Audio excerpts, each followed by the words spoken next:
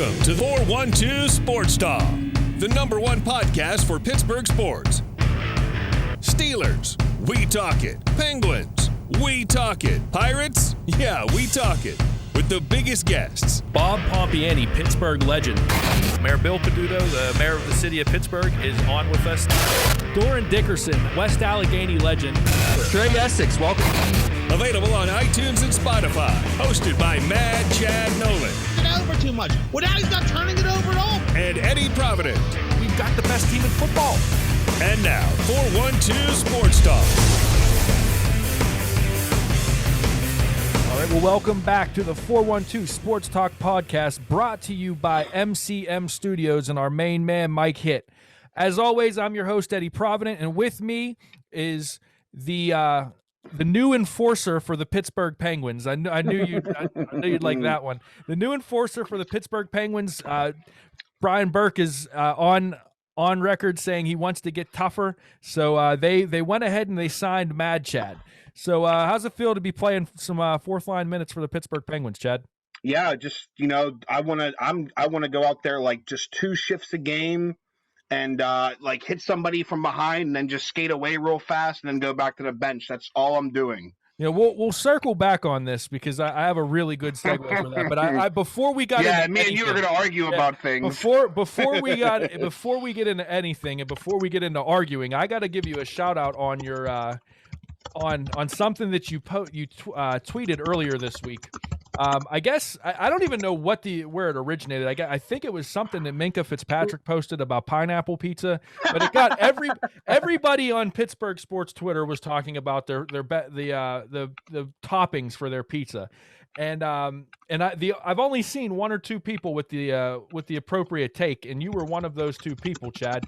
Your top 2, and that was really all I was worried about was the top 2.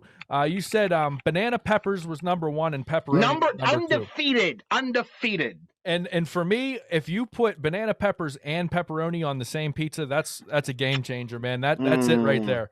But I wanted to give you a shout out because not only that, but you put on the worst.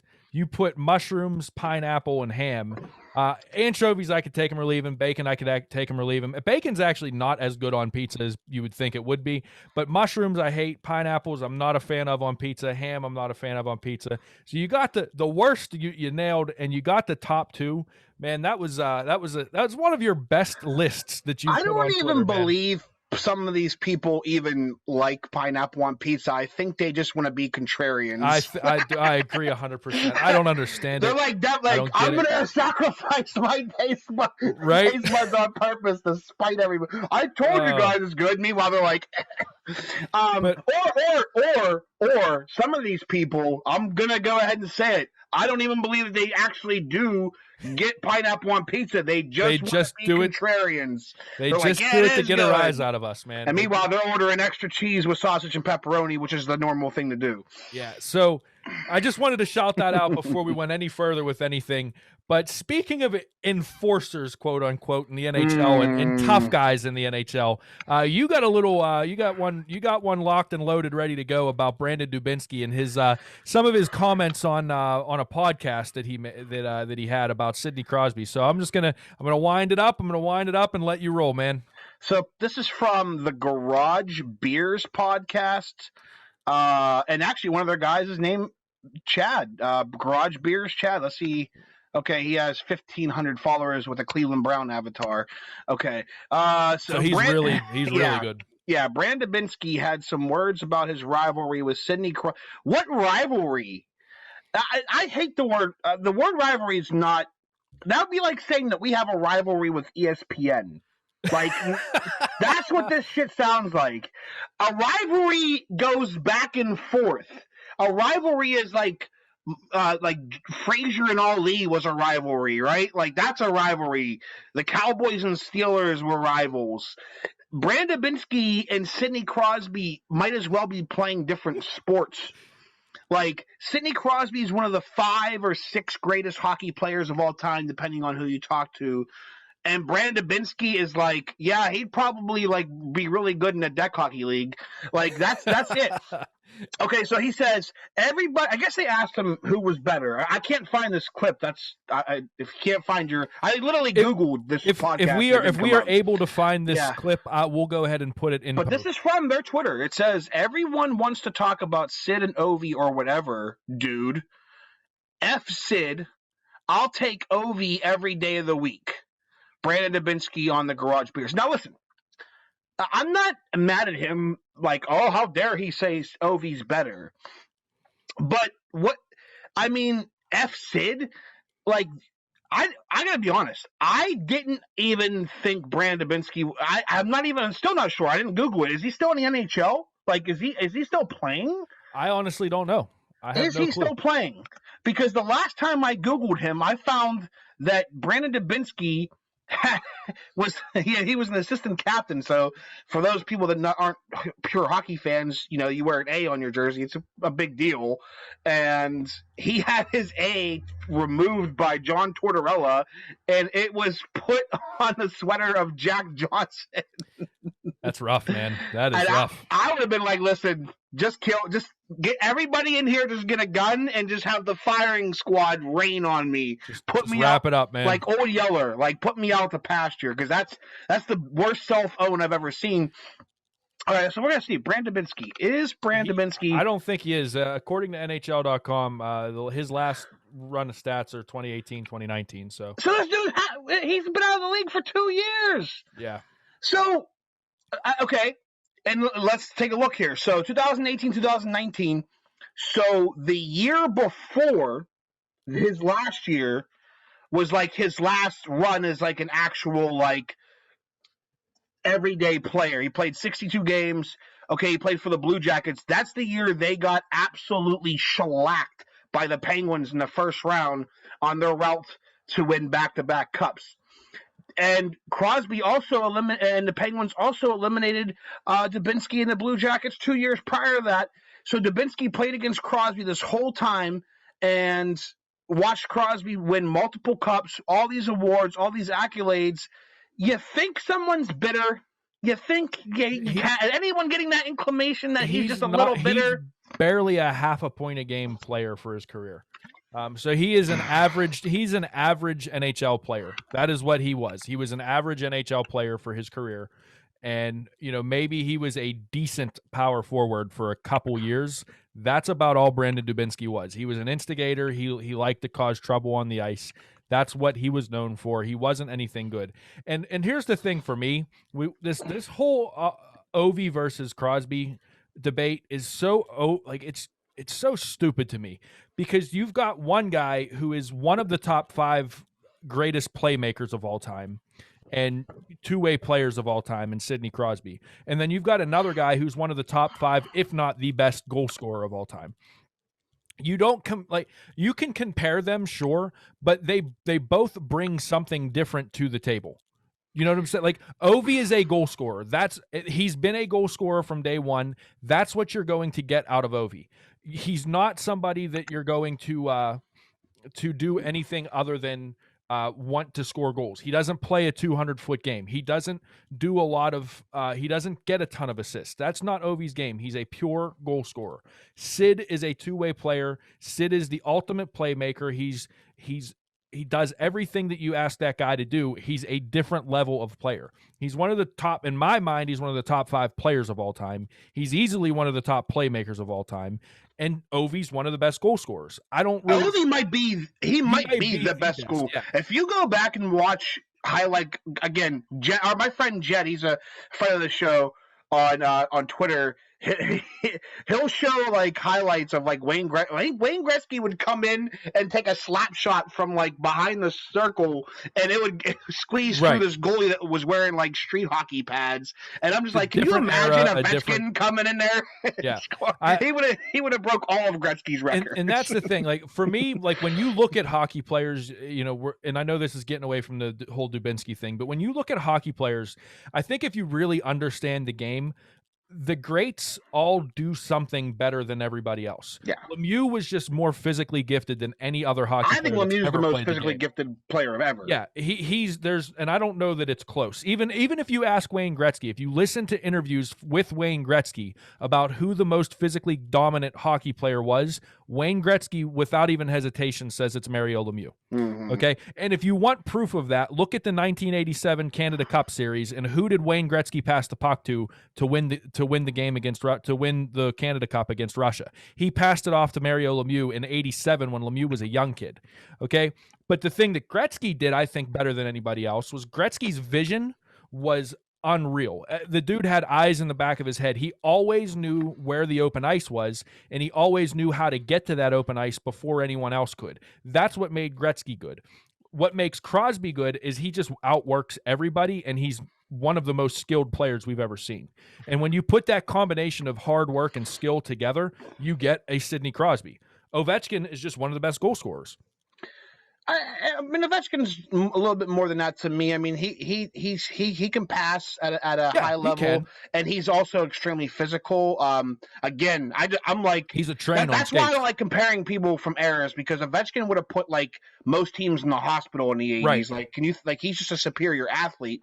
So I just like comparing them to their era. But okay, all you gotta do is points per game. Yep.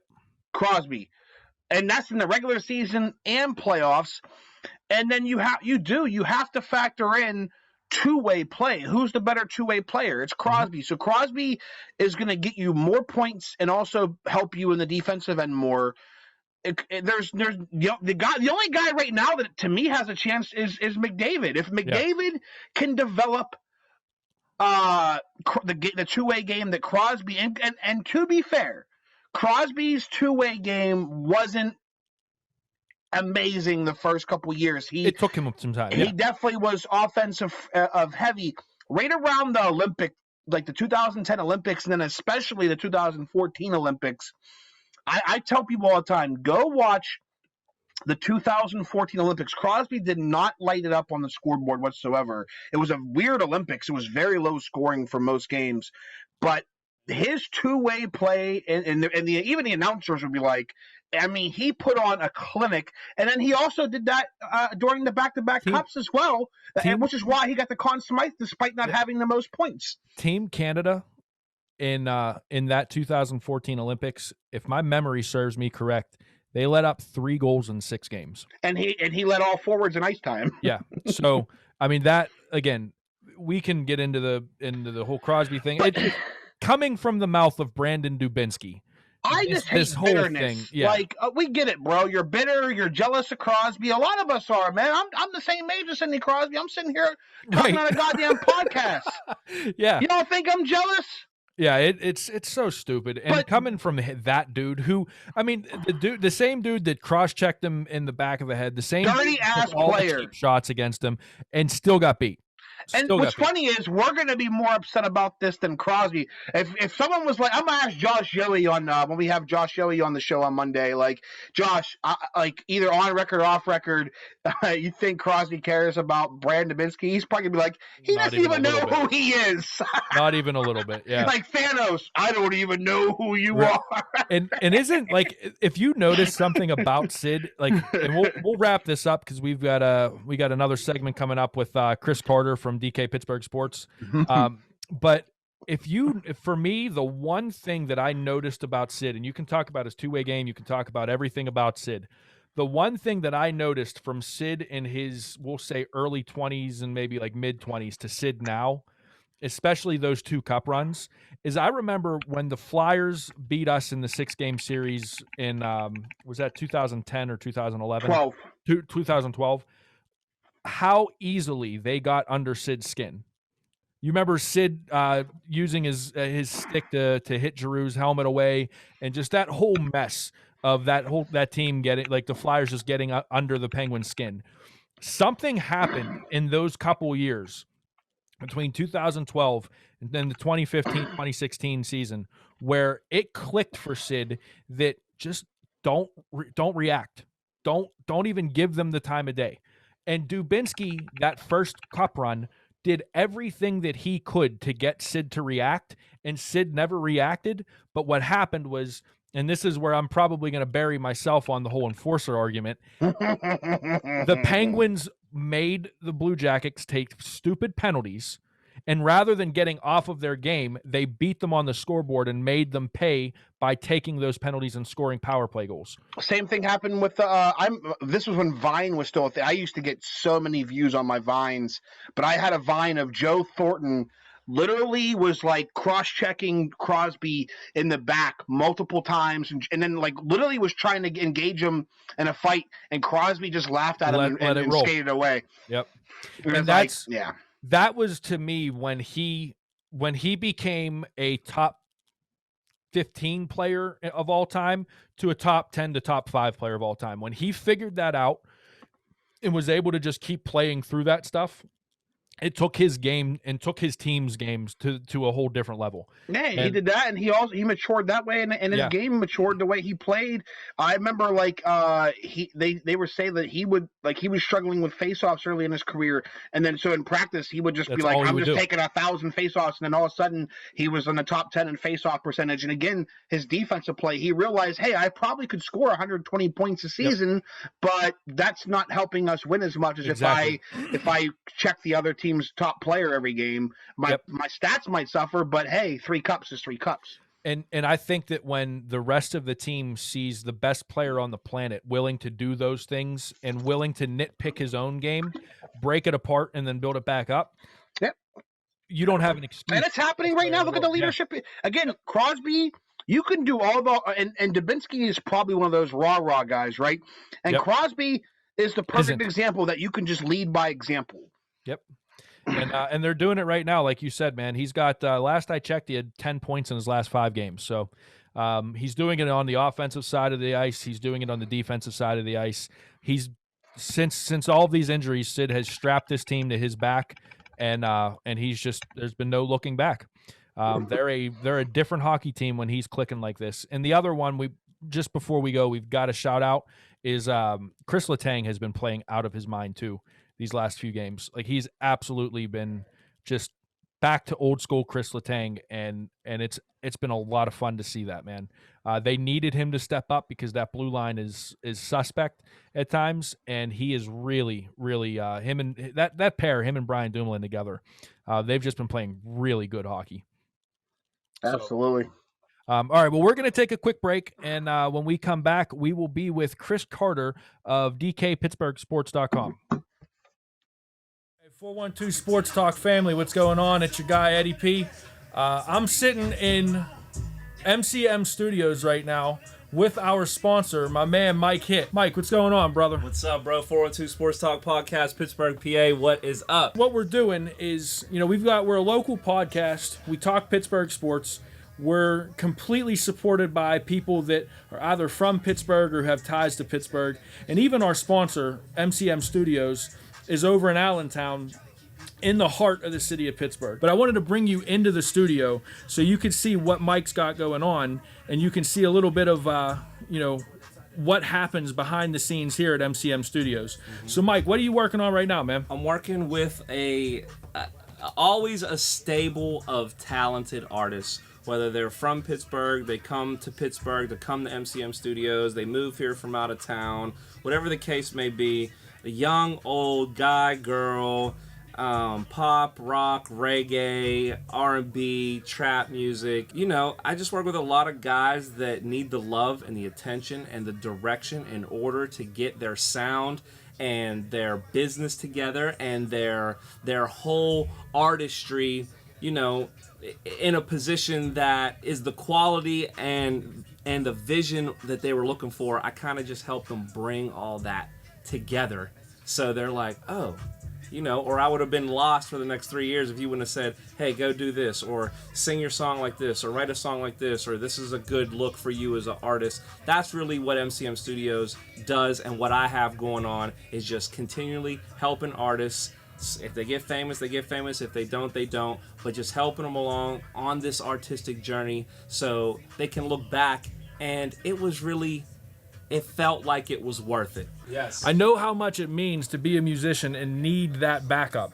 And I'll be honest with you, Mike has been a big part of the business side of 412 Sports Talk and how much we've grown as a business too, helping us with the legal side of things, giving us all the tips that he's learned in 10, 11 years of business. So, like I said, I just wanted to get you guys to take a look at the studio, hear it from Mike himself, and just get a little bit of the behind the scenes of one of our sponsors, our first sponsor, MCM Studios. And you can check them out at 412mcmstudios.com. You can check them out on Facebook at MCM Studios Pittsburgh.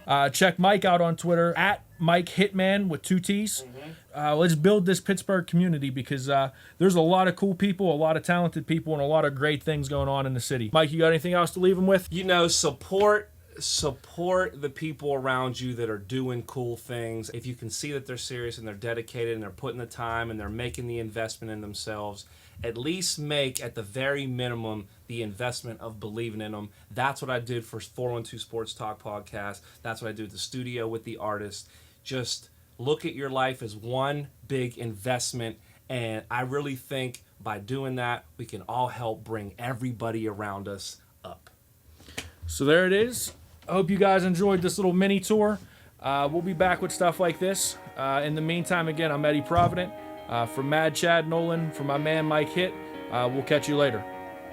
Peace!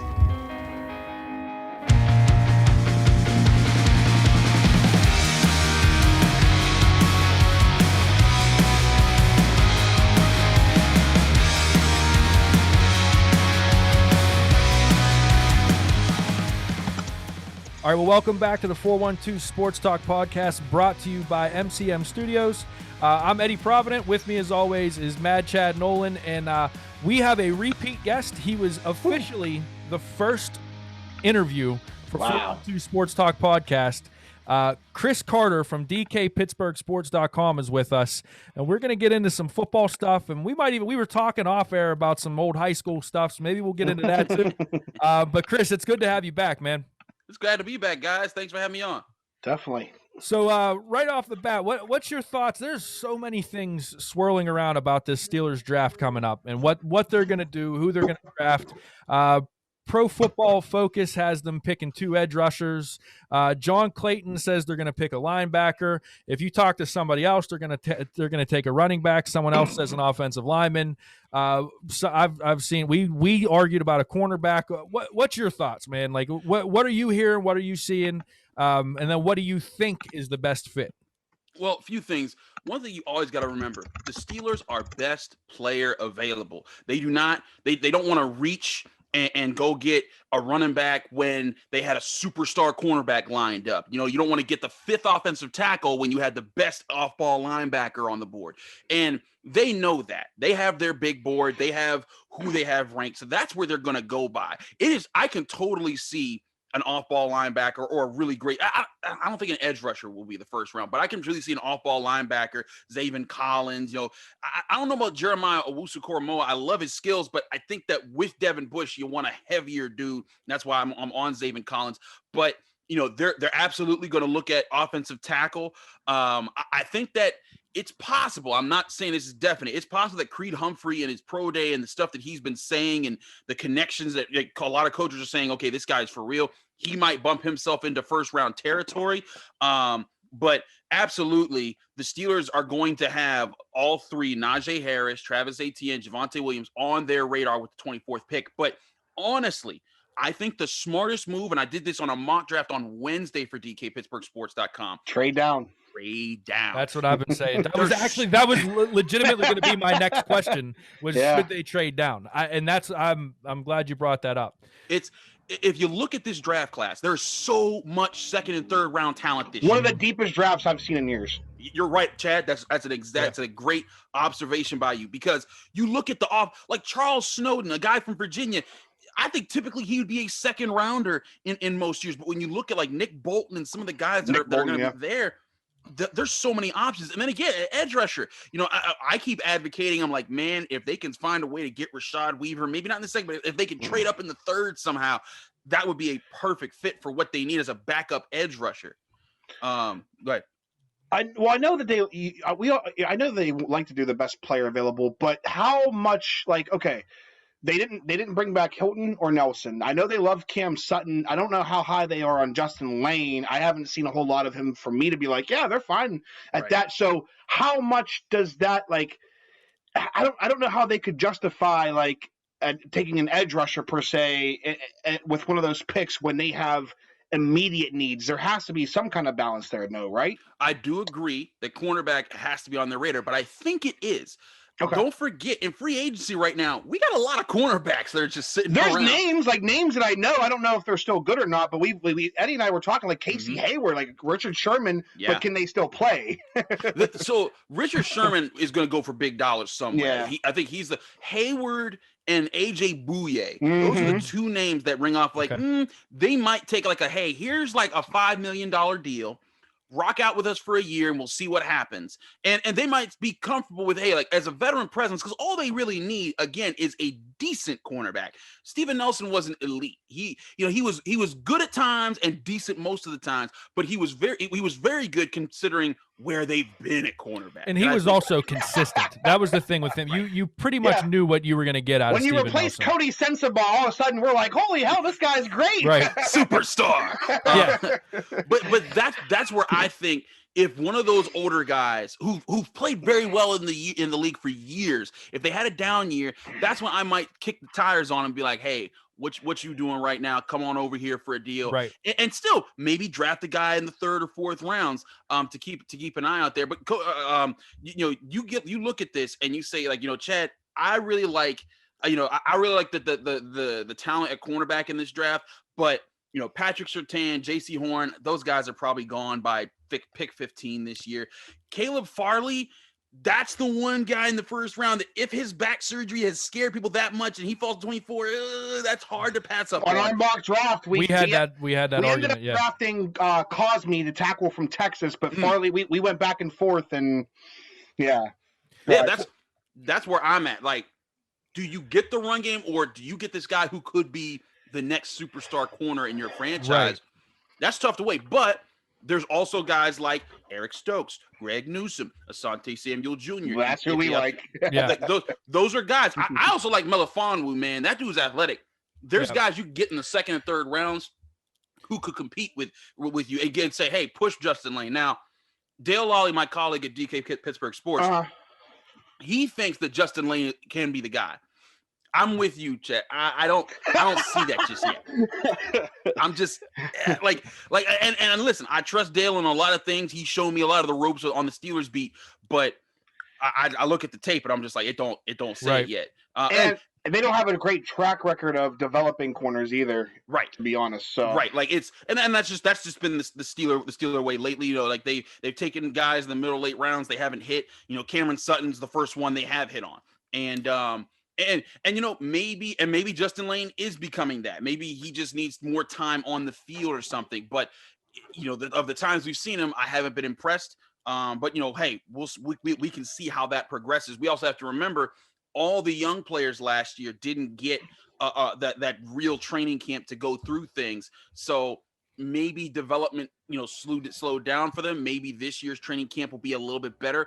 We can find out eventually. But I really see there's a possibility to get a cornerback there, but this team is also they've shown hey, we want to be able to control the trenches because we know that's a huge part of the game, especially in the AFC North right now. I mean, when you got to face Nick Chubb, Kareem Hunt, Joe Mixon, J.K. Dobbins, Lamar Jackson, all those guys, threats with the ball in your hands, and all those teams are investing in their offensive lines. They're trying to get stronger to make the game easier for throwing the football. But if you can be a group that has those off-ball linebackers, especially, who can stuff the run, take on blockers in the hole, but also drop back and feel good covering tight ends and guys over the middle, so you're going to be a problem, just like the Tampa Bay Buccaneers were. That leads me to my next question and the next name. The guy that I want to see them get in the draft over the last 2 weeks, just what I've seen of his tape, what I've seen, of his pro day, and what I'm seeing people say about him is Jabril Cox. Yes. Okay, so I am really becoming a big Jabril Cox fan because he is incredible in coverage. He is really, really good in coverage. He covers a lot of field.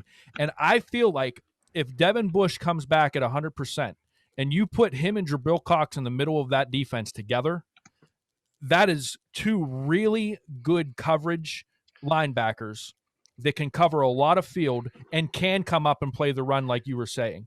And that takes away the tight end thing that has always killed the Steelers, and it really fills a gap that we've had that we haven't been able to fill in a while. And what are the chances? What are the chances that he falls to 55, or is that something that if they were to trade down? Okay, so maybe you trade down from 24 to like say 36 or 37, and then get that like mid-round, second-round pick to get him. You know, like so you kind of have like. What's your thoughts on how they would get him? Do you think he's going to be available later in the second round, or what do you? Chad, what were you about to say? Because I wanted to. Well, no, because when he brought up the linebacker, because I had never even thought, like 2 weeks ago, I was like, inside linebacker.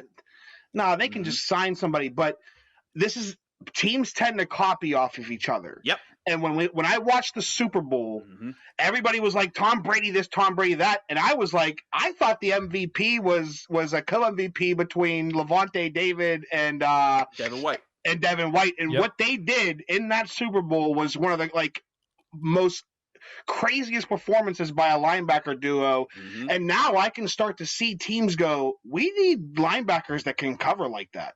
Yeah. And one thing that you got to do is when you take away the middle part of the field, you're forcing quarterbacks to put the ball to the sideline more. That's when more velocity has to be on it. That's also where you get cornerbacks who can pinch on passes a lot easier. But when the middle of the field's open, it's so much harder to cover. And that's why great safeties and great linebackers, they're so valued, because if you can, like when Ryan Shazier was with the Steelers, when he scared you away from the middle of the field, you're like, I don't want to throw there. Let me go to the sidelines.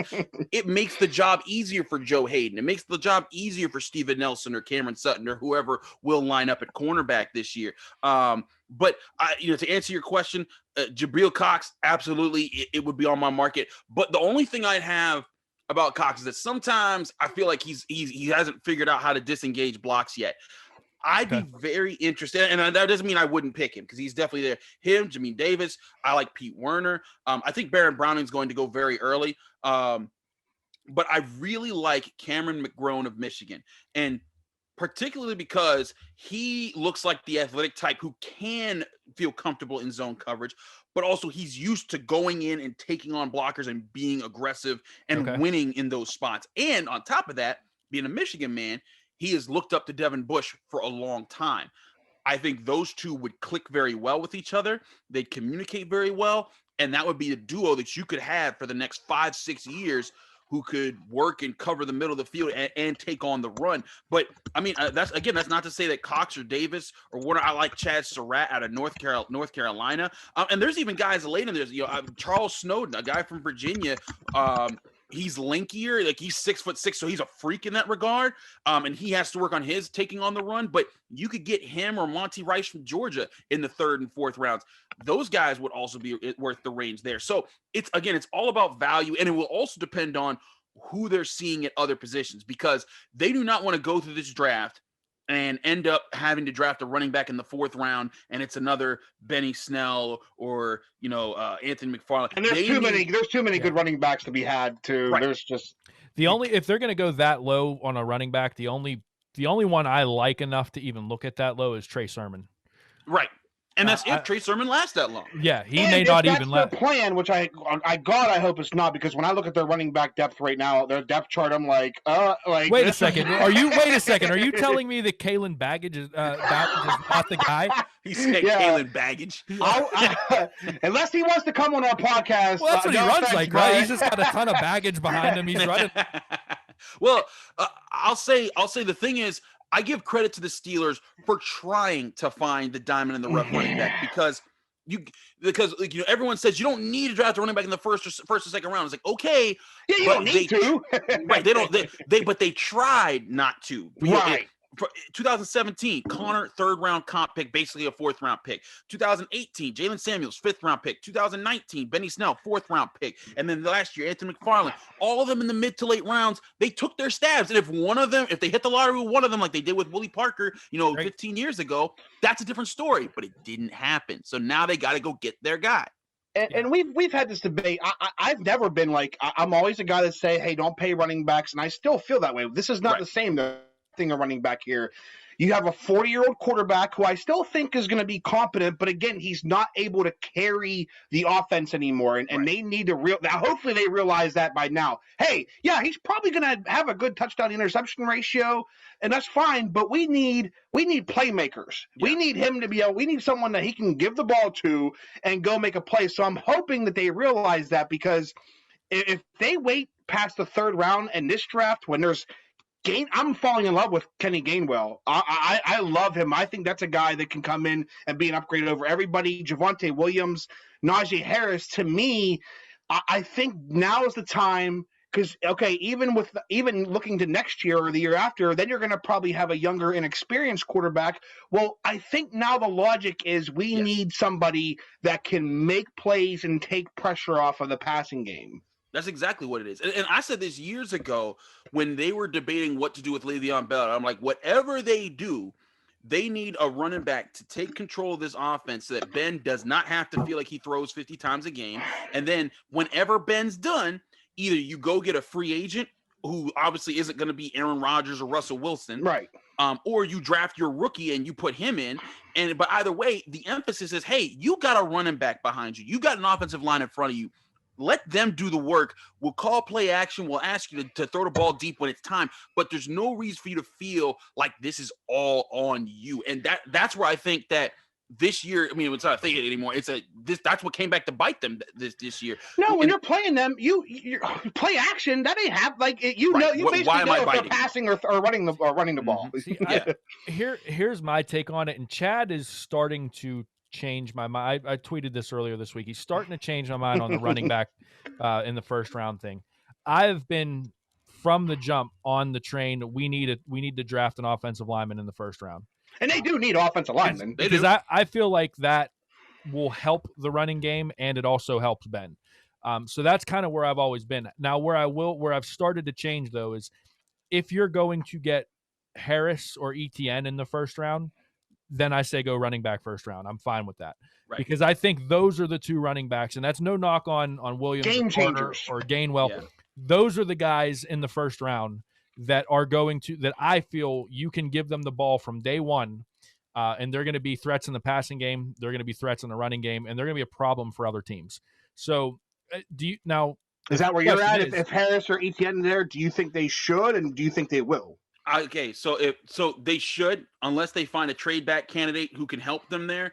Okay. I still see Javante Williams as the 3rd option on that bandwagon. His highlights are crazy. Yeah, he just when you look at him, if you read the Draft Network, if you look at their work, they compare him to Nick Chubb, and I think that's a very accurate comparison. He's great in tight spaces. If he gets a hole, he takes it. He runs through contact. He breaks tackles all day. Mm-hmm. And that's what you need. You need a person who, when it's one-on-one, mano-a-mano, I'm creating in that situation. I'm turning 2-yard gains into 5-yard gains. I'm turning 5-yard gains into 10-yard gains. And when you do that, that's what grinds down defenses. That's what takes the time off the clock. And that's what makes it so that, like how the Steelers kind of were when they faced like the Bills or Washington or some of the teams they faced later in the season, instead of in the 4th quarter, it's the offense's 9th or 10th possession. It's their 6th or their 7th possession. And now they're saying, crap, we have to throw out a lot of the playbook that we had set up for this game because we've only been on the field a few times because they're running the ball so much. Right. And that's why I think it's important to, if you feel that you can't get that guy in the 2nd round, go get him in the 1st. And maybe trade it back so it's later in the 1st or early in the 2nd. But to me, that's why running back's so important. And I do like Kenneth Gainwell, Chad. The only thing is, because he reminds me of Antonio Gibson, who was last year's Memphis guy.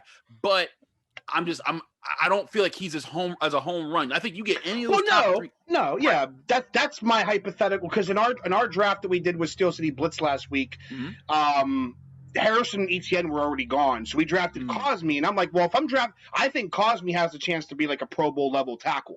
Right. Like, I think he's that good. So like if the Steelers and do go O-line in the first round, which I can't blame them. I'm going to be like, that's the right call right there. If your offensive line's upgraded, I think Gainwell would still be good enough and more of an upgrade over the guys they have now, where it would still be competent. But obviously, Harris and Etienne, you're talking about guys that have a chance to be potential game changers, and that's something they haven't had since Bell left. Right. And the other thing to consider here is how fast do offensive tackles go? Because I always remind people, like, we say what we think, we look at mock drafts, we do things. Every year there's some team you're like, huh? Like, I always point out when the Raiders picked like Cleveland Farrell at like 5th overall, you're like, excuse what? That dude was like my late 20s at least. When the Steelers picked Terrell Edmonds, everyone was like, excuse you?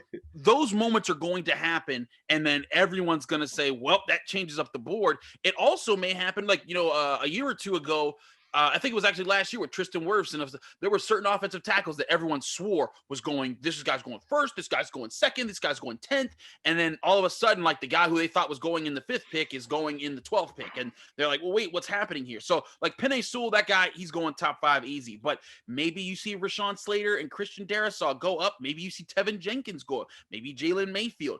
The only thing about Cosme is I think he can be great. But I think that he's a guy that might fall down into the second round. Oh, that'd be beautiful. It'd be great. It'd be great for the Steelers because that's the thing. Everyone has different opinions. Like Jalen Mayfield too. We like him a lot too. That's the thing. I'm a big Jalen Mayfield guy. If he's sitting there at 24 and you feel like you could get Williams in the second round, that's going to be tough to pass up because Jalen Mayfield's a road grader to me. The three offensive linemen that I keep coming back to that should be, one of the three of them should be available when the Steelers pick at 24 are Cosme, Mayfield, and Jenkins. Tevin Jenkins. Humphrey too, though, right? I'm talking tackle. Yeah, so Humphreys would be one, but Jenkins from Oklahoma State's another one that I'm pretty big on. I'm right. I'm right with you. Jenkins is really tough. And the only reason I'm throwing out a lot of centers is because I think that people are recognizing that centers, unless they're like Marquise Pouncey, unless they're superstar level, you can find one. Yeah, you can find one. So I'm okay waiting to the second round. But again, if you trade back and you think, you know what, like Creed Humphrey's that dude because he had a heck of a pro day the other day. You're like, you know what? Yeah, let me pick this guy up. Let me put him in the middle of my line, and then we'll get Javante Williams or someone else later. Would you be upset if they went? So say they go Cosme in the first. They pick up a running, like say one of the running backs fall at 2, and they get a running back, and then 3 they go like a Quinn Miners or a JT Myers or something like that. I am a big Quinn Miners guy. Will he be available at 3 in 3 though? Because I see some of the mock drafts I see have him going as early as mid-second, and then there's other ones that I see him falling all the way to late 3rd. So the thing is that I think public scouts are starting to realize, oh, he's good. Yeah, he's real good. Yeah, right. Because like on the Draft Network, they didn't even have him listed for the longest time. Like if you wanted to draft him, you couldn't in their mock draft system. Nick Fairball was the first. Shout out to Nick. He was the first one that got me on Quinn Miners. Yeah, I saw some tape he posted of him, and I checked him out, and he's When we were covering the Senior Bowl. When I saw him in some of the practices, I was like, oh, who that? Because I was looking for Jimmy Morrissey because he's the Pitt center. And I think he'd be a great get in the later rounds. But when I saw the practices and I saw him in the game, I was like, oh, my Jesus, you were what? Wisconsin where? So if they got him in the second or third rounds, I think it would be a win. Because I think that he is a dominant center that's ready day one. At worst, he'd be ready by like the beginning of October of his rookie season to start playing in the NFL. And that's the thing. You get a center who is dominant and can be an anchor for your offensive line.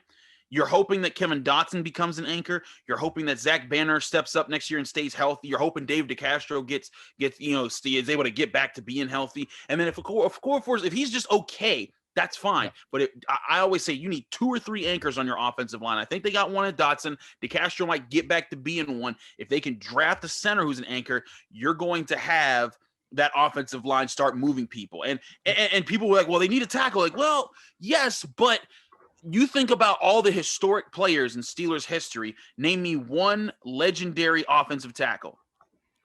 Yeah. Exactly. They I have can name you legendary some good ones, but very good ones. Very good. Like Marvell Smith. Matt Starks, even Sam Davis, some of the guys of yesteryear. But you think of the Mike Websters, the David DeCastros, the Alan Fanekas, the Marquise Pouncey's, the Dermontti Dawsons, all the guards and centers there. They've lived off of that because they realize those interior guys, they get the run going a lot. And the tackles are great too. I think Marcus Gilbert is a criminally underrated tackle for what he did in this city. But that's why I'm also saying it's okay to wait to the second and third rounds to get some of those dudes, especially if you think you got a game changer with the ball in his hands at running back, or you see a defender that you're like, man, if he's on us, ain't nobody even trying us, on that part of the field. So this is a very hypothetical, but is there any scenario that you see the Steelers trading up?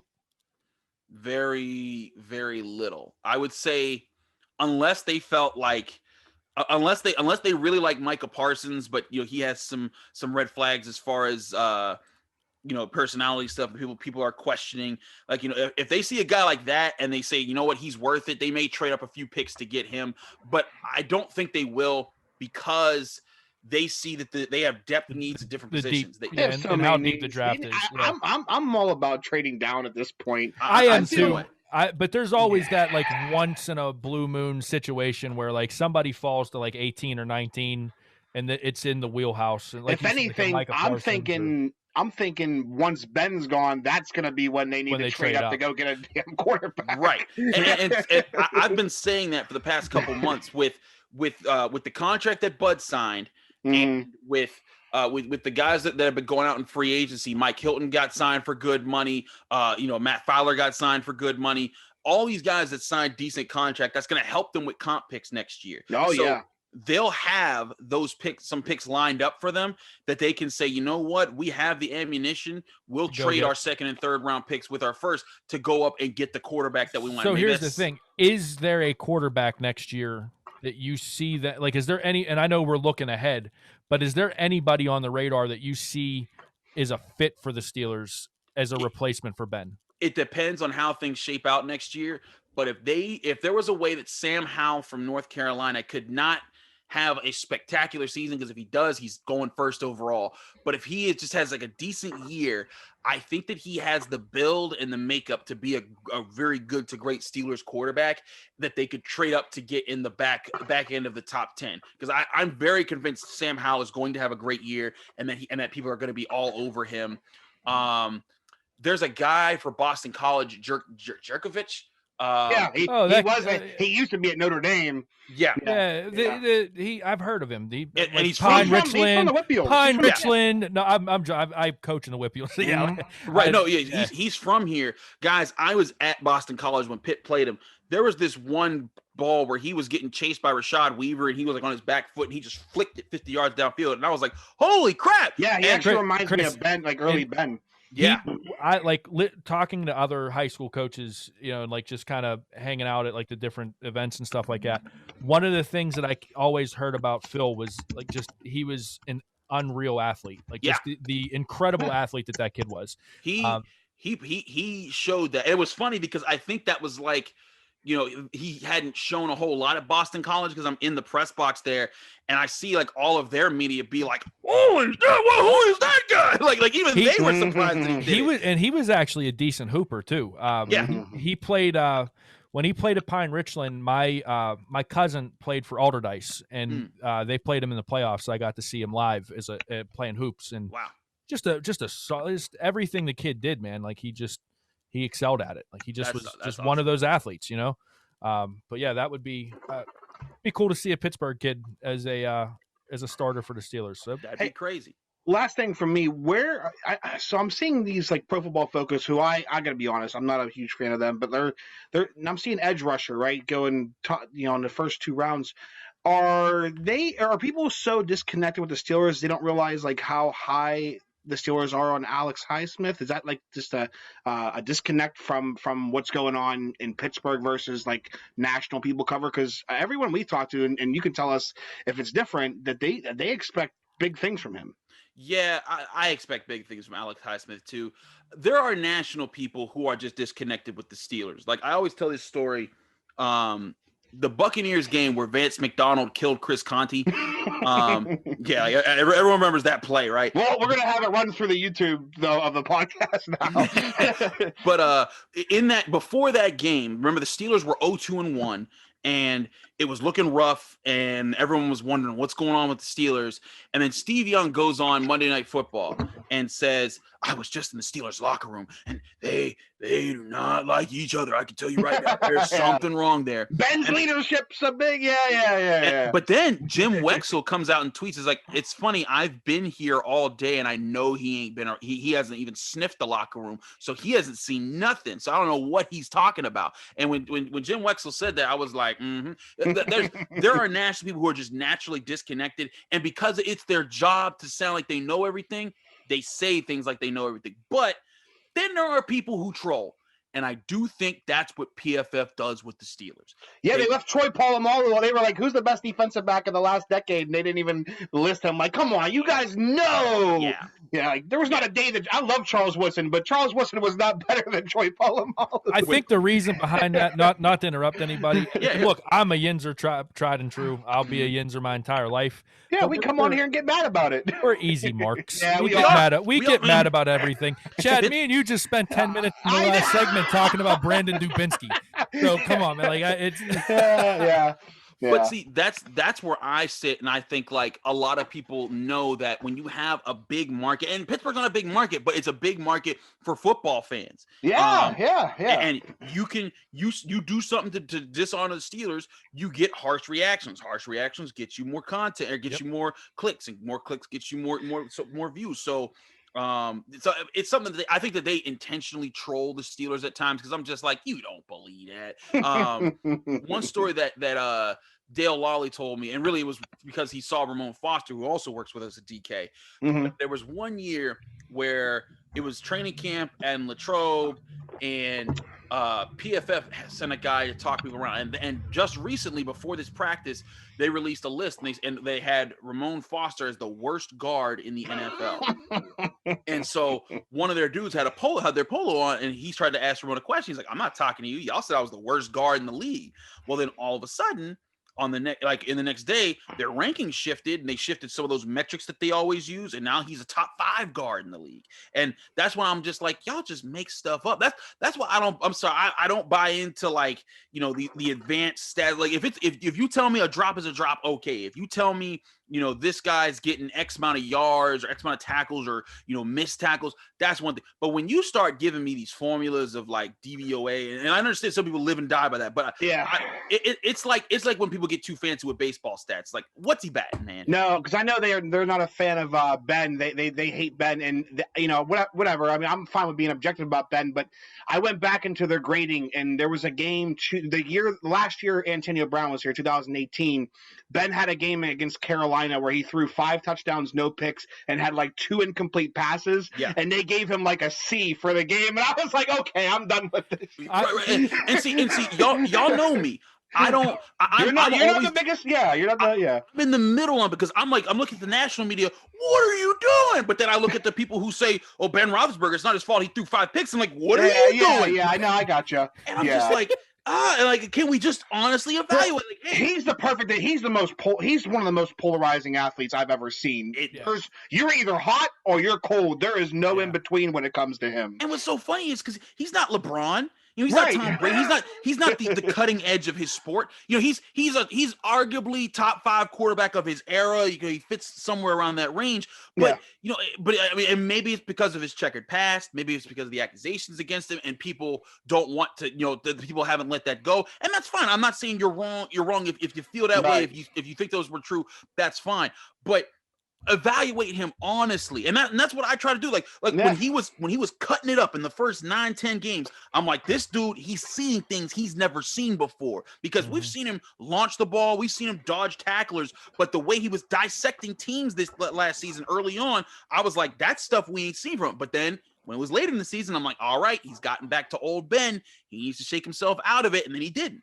To be fair, I mean, I'm a Ben apologist, but it wasn't like he did not. Besides the receivers after the catch, he didn't have a lot of help, and that's why I want them to draft him a damn running back so he doesn't have to throw the ball 50 times. I do agree. They need to get him help in the backfield, because one of the biggest things he had was when he knew if everything shuts down, I can flip it to Le'Veon and he'll like that. And again, some of the elite quarterbacks do that too. I watch the Packers. Like Aaron Rodgers, to me, is one of the best quarterbacks of his generation as well. Mm-hmm. And Aaron Jones, I watched the game. Like I can't count. I lose count how many times Aaron Jones in the flat, because it's such today's NFL. That is like the running game, basically. Yep, that's like today's running game. You're right about that. It's an extension of the offense that I don't think is recognized enough, and especially when people say running backs don't matter, and I'm like, except when they do that for you, right? Yeah. But yeah, that's where I'm at with like PFF and things. Is like when they do stuff like that, I'm just like, I love PFF for the keeping of like coverage stats and how many times does a play target. That's where it's extremely valuable. But when you start getting into the grades and the subjective things, I'm like, okay. I knew called bad throw. Well, bad throw to me and you might not be the same thing. Exactly. I kind of gave up on PFF earlier this week when I tried to do a mock draft through them. Oh yeah, their mock draft is horrible. I got Trayvon Moehrig at 24. No, I traded down and still to 31. Still got Trayvon Moehrig. Ended up getting Najee Harris in the second round, and then got Miners in the third round. Yeah, I'm like, if that's how the Steelers' first 3 rounds go, it's a run to the bank with that one. Yeah, but it's one of those things, and I think it's exactly what you said, Chris. They do some things good. They do other things, and they make it up on the fly. They troll. They do it, and they have they have what they're good at, and there's tools that they have that are good and useful.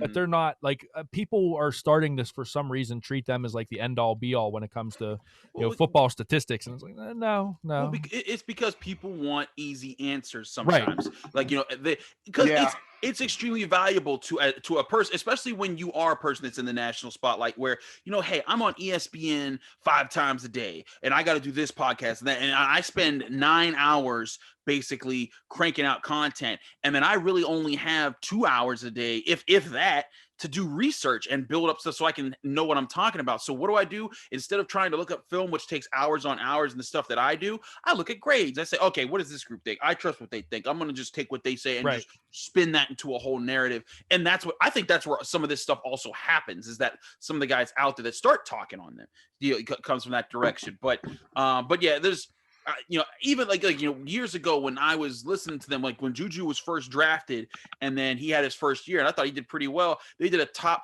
receivers under 25 years old, and it was top 25 receivers under 25, and he wasn't even listed. And I was like, wait, huh? Like, how is he not like, I mean, you saw what he just did last year. And that's when it was after that year where they started to do more stuff. Like, okay, they're doing this intentionally. And we've seen it. Some people just have biases against the Steelers. But we even saw it earlier, like this past season with ESPN. If you remember, I think it was like week 9 or 10. Yeah. Maybe. They had their top 10 rookies. Chase Claypool wasn't even an honorable mention. Right. Then at the time, I was like, wait a minute, that doesn't make sense. At the time, he was number 1 in touchdowns for rookies, and he didn't have as many yards per catch or as many catches as some of the other guys, but he had 9 touchdowns. Like there was a tweet I put out. It was during the craziness of Thanksgiving when we were waiting to see when the Steelers would play the Ravens. Okay. And all that was happening. And they were talking about who was going to win this week, Steelers versus Ravens, because we didn't know when this game was going to be played. And it was an NFL Live segment. And as you know, when they're talking, they usually show highlights, right? And I videotaped it. It's somewhere on my Twitter feed from back in November. But I videotaped all of the clips of the previous game when the Steelers played the Ravens that they showed were Ravens positive plays. And I was like, wait a second. The Steelers won this game with several big plays. They had a pick six. They had big touchdowns on offense. They knocked the ball away at the last second. And if you look at those highlights, you think the Ravens smoked them. ESPN's so good at that because I even brought this up to my dad. This has nothing to do with the football at all. I was watching SportsCenter about a month ago, and they were showing Lakers highlights. I think it was a Lakers. I can't even remember who they were playing. Maybe it had been Charlotte or something. But it was a Lakers game. The Lakers lost by 20. But if you would have watched the highlight package, you would have thought they won by 20. Yep. And so it's the spin factor, man. Like you talk about ESPN or PFF, they have their narrative, and it's almost like they have their preset narrative, and they just run with that, and they go with that, and they try to make that happen. And I guess that's just what the national media does. Maybe that's it's all about getting a reaction. Yeah.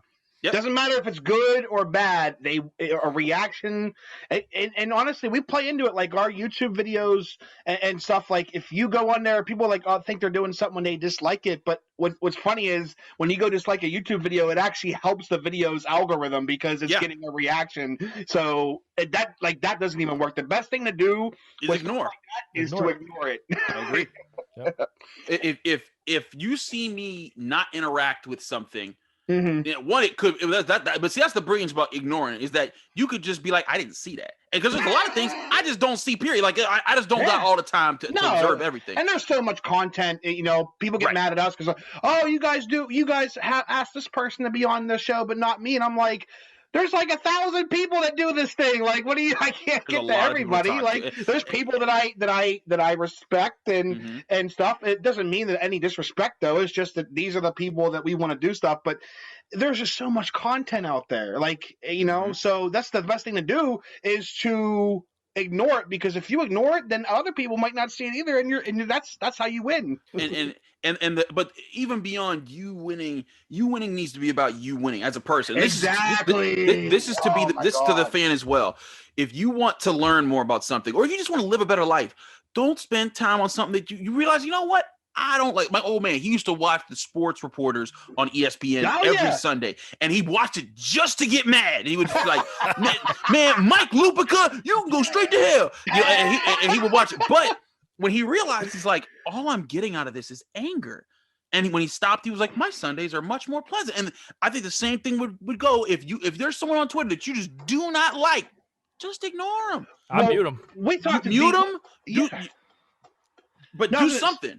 I was going to say, we talked to DK about, we had Dejan on, and we said, I would come on Twitter and say, I hate this radio station and all the people, their takes are so bad. And then like, okay, but then all that's negative energy. So then I was like, you know what? What if I started my own podcast and talked about sports the way I want to talk about sports? And now I don't think I don't think since Eddie and I have done this, and since we've collaborated with you guys and everybody else, I don't think I've sent a tweet like that since, because I'm not worried about it anymore. I'm focused on how can we make our sports talk, and how can I get involved with other content that I think this is good sports talk. And now I'm not worried about that stuff anymore. And that's how other people should be. I think it would behoove it. And hey, some people it's their way of having fun, and if that's your way of having fun, go do that. But for me, I learned, I was like, you know what? I'm just not going to put my energy to that. I got too many other things that I could knock out with life my time. Is too short. There's too much to do. Yes. I want to enjoy it, man. That's what it's all about. Quality of life for me. There you go. There you go. So, hey, Chris, we went well over time. It seems that we do that a lot whenever we have anyone from DK on. Especially with draft, and draft talk in general, because you can talk about the draft all goddamn day. But when we had DK on last time, a couple weeks ago, we said, 20 minutes should be good. I think it ended up going over an hour. So, that sounds about right. Look, all it is to me is a testament to the work you guys do, the passion you guys have for Pittsburgh sports, and the time that you're willing to put into it with people. So we always appreciate you guys. We appreciate you coming on. You can find Chris on Twitter at Carter Critiques. You can also find his stuff on dkpittsburghsports.com. You're going to get a lot of good Pitt content, a lot of good Steelers content, just good sports content in general. You said you were doing a podcast with Taylor today before you were on with us, so right? Or show with well, I was actually doing with Jenna Harner. Jenna, that's right, Jenna. I do the Locked On Steelers podcast. That's right. So daily, Monday Yeah. through Friday, just all Steelers talk. So there you go. So Locked On Steelers podcast. We'll link everything in the description of this episode. But Chris, again, man, we really appreciate you coming on and hanging out.